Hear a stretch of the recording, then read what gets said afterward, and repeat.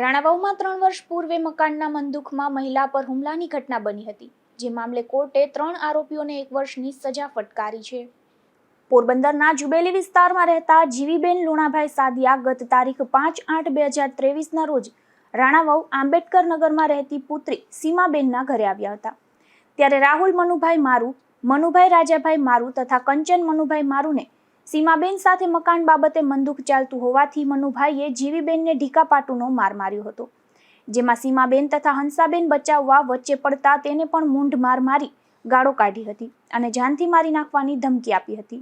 જે અંગે રાણાવાવ પોલીસ મથકમાં ફરિયાદ નોંધાવી હતી, જે કેસ કોર્ટમાં ચાલી જતા સરકાર તરફે એપીપી જેએલ ઓડેદરાએ ગુનાની ગંભીરતાને ધ્યાને લઈ ગુનો મહિલાઓ પર અત્યાચાર ફેલાવે તેવું હોવાનું જણાવ્યું હતું અને તમામ મૌખિક અને દસ્તાવેજી પુરાવાથી આરોપી સામેનો કેસ નિશંકપણે પુરવાર થાય તેવી ધારદાર દલીલો કરી હતી. ત્યારે મેજિસ્ટ્રેટ એનએલ શર્મા દ્વારા ત્રણેય આરોપીઓને 1 વર્ષની સખત કેદની સજા તથા ₹1000નો દંડ ફટકારવામાં આવ્યો છે. નિપુલ પોપટ સાથે અશોક થાનકી, ગુજરાત ન્યૂઝ, પોરબંદર.